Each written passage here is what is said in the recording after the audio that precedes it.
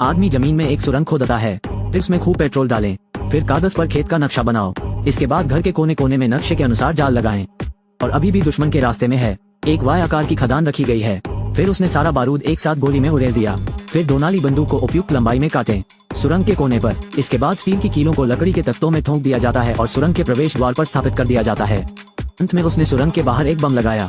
Tunnel modification के बाद उसने भारी हथियार तैयार करना शुरू किया। पहले शीर्ष धनुष को अधिकतम गियर में समायोजित करें, फिर बॉलिंग को अंत तक खींचें और इसे स्वचालित ट्रिगर मोड में बदलें। फिर चाकू को उसकी सबसे तेज अवस्था में सावधानी से तेज करें। एक बार इस ठंडे हथियार से कट गया, भले ही आपकी मृत्यु न हो, आप स्थायी रूप से अक्षम हो जाएंगे। फिर उसने काले फ्लैचिंग पर 3 धारी वाला तीर चला दिया। रिकव धनुष के आशीर्वाद से यह एक उचित संहार अस्त्र है।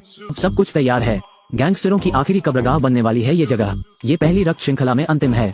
भाई कियांग, जिन्हें अपना बुढ़ापा शांति से बिताना था, लेकिन क्योंकि उनकी गोद ली हुई बेटी को गैंगस्टरों ने फंसाया था, इसलिए उन्होंने वापस आने का फैसला किया। गोद ली हुई बेटी शियाओमी ने उसे 3 दिन पहले पाया और कहा कि उसने अपने जैविक पिता को ढूंढ लिया है, इसलिए अगले दिन शहर जाने का फैसला किया। अपने पिता से पूछे कि उन्होंने उसे पहले स्थान पर क्यों छोड़ा। हालांकि भाई कियांग इसका कड़ा विरोध करते हैं, लेकिन शाओमी ने फिर भी रुकावट को नजरअंदाज कर दिया। मौत के इस रास्ते पर चुपचाप कदम रखा। जब मैंने अपने असली पिता को देखा, दूसरे पक्ष द्वारा तरह तरह के शब्दों से उनका अपमान किया गया। व्याकुल शाओमी जल्द से जल्द सही और गलत की इस जगह को छोड़ना चाहता है, लेकिन मेरे सबसे अच्छे दोस्त जो मेरे साथ यात्रा कर रहे थे ने सुझाव दिया कि हम मनोरंजन के लिए बाहर जाते हैं। मैं जो कभी बार में नहीं गया, यहाँ के वातावरण ने शीघ्र ही आकर्षित कर लिया। 30 दिनों तक शराब पीने के बाद एक मोटे आदमी ने बातचीत शुरू करने की पहल की, और जब शियाओमी ध्यान नहीं दे रहा था, उसने शराब में एक एनेस्थेटिक डाला। भाई कियांग को अगले दिन ही अपनी गोद ली हुई बेटी के शहर जाने के बारे में पता चला। शियाओमी की सुरक्षा के लिए उसने रात में उसकी हत्या कर दी। जैसे ही वो शहर में आया, उसने जियाओमी का सबसे अच्छा दोस्त पाया और उसके ठिकाने के बारे में पूछा।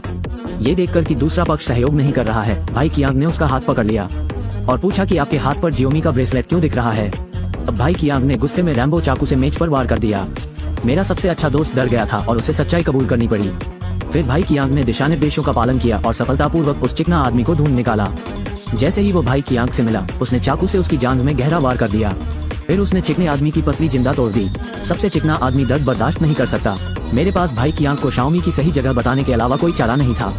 भाई खचियांग अभी अभी यहाँ आए थे। मैं दर्जनों ठगों से घिरा हुआ था। ऐसा लगता है कि हम इस बार वास्तव में परेशानी में हैं। भाई कियांग 1 दर्जन ठगों से घिरे हुए थे। हे बॉस ने धमकी के रूप में अपनी गोद ली हुई बेटी की तस्वीर निकालने का अवसर लिया। भाई कियांग पहले विरोध करना चाहते थे, लेकिन इतने हथियारों से वो कुछ नहीं कर सकता। फिर बॉस ही ने आगे बढ़कर भाई कियांग की छाती को चाकू से काट दिया। अन्य छोटे भाइयों ने सूर का पालन किया।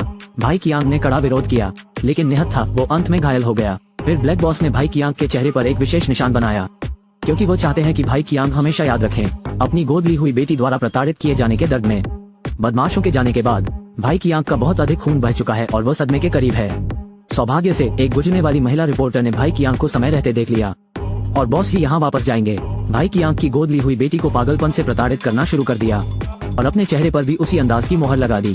कुछ दिनों बाद महिला रिपोर्टर के घर पर भाई कियांग की नींद खुली। महिला रिपोर्टर ने भाई कियांग को बताया कि उसकी बहन साथ ही गैंगस्टरों द्वारा प्रताड़ित कर मौत के घाट उतार दिया गया और इस गिरोह का नेतृत्व 2 भाई सांग बियाओ कर रहे हैं। वे युवा सुंदर महिलाओं में विशेषज्ञ हैं। कुछ अवैध व्यापार करने के लिए बचना है तो मरने का एक ही उपाय है। फिर महिला रिपोर्टर ने भाई कियांग को गैंगस्टर के ठिकाने के बारे में बताया। भाई कियांग की बात सुनने के बाद वे बिना किसी हिचकिचाहट के FQ के पास गए। वो ग्राहक बनकर घर में घुस गया। जब समय सही होता है तो वो हथौड़ा निकालता है और एक एक करके हथौड़े मारता है। फिर वो ऊपर गया और एक कमरे से दूसरे कमरे की तलाश करने लगा। बदमाशों को सजा देते वक्त वो लड़की को भाग जाने की याद दिलाना नहीं भूले। अंत में भाई कियांग अपनी गोद ली हुई बेटी शियाओमी से कोने के कमरे में मिले। वो ध्यान से देखने के लिए आगे बढ़ा। ये पता चला कि जियाओमी को मान्यता से परे प्रताड़ित किया गया था। उसके चेहरे पर कई टाँके लगे थे, यहाँ तक कि शरीर में इंजेक्शन की कई सुइयां होती हैं। इस दृश्य को देखकर भाई कियांग का दिल टूट गया। उसने झट से जियोमी को गले लगाया और यहाँ से चला गया। भाई कियांग वापस रास्ते में शियाओमी से बात करते रहे, दूसरे व्यक्ति को जगाए रखने की कोशिश करें, लेकिन क्योंकि शाओमी की चोट बहुत गंभीर है, अंत में बॉक्स मिला। भाई कियांग इस समय पूरी तरह से गिर पड़े। बचने की इकलौती उम्मीद भी खत्म हो गई है। भाई कियांग ने घर लौटने के बाद शियाओमी को दफना दिया। फिर मेई की दादी को खेत छोड़ने दो, फिर सभी घोड़ों को छोड़ दें। अब वो बदला लेना चाहता है। वो उसे अंधेरे में उठा ले गया। 2 सांगबियाओ भाइयों में से एक का मुखिया और सांगबियाओ पर युद्ध की घोषणा करने के लिए अपना पता भी कमरे में छोड़ दिया। उत्तेजना के सामने निराशा का क्षण शीर्ष पर आ जाता है। वो रात भर गाड़ी चलाकर भाई कियांग के पते पर गया।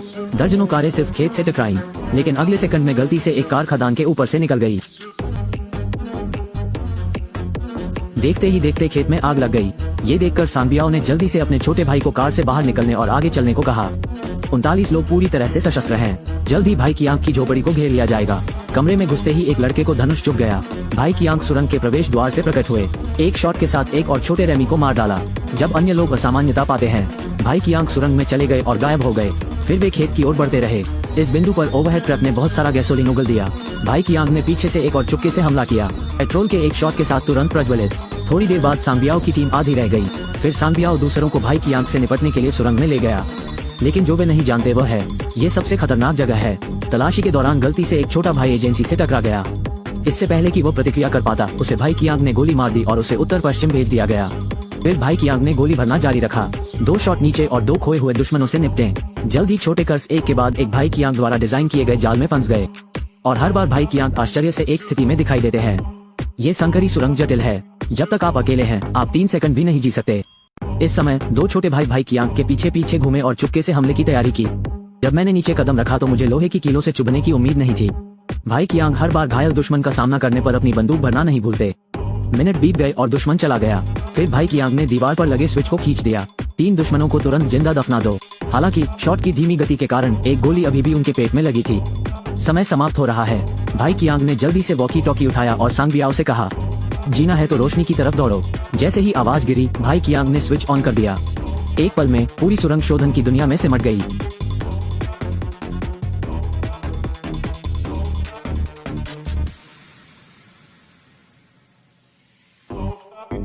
आखिरी समय में जब सुरंग ढह गई, सांगबियाओ को बाहर कर दिया गया।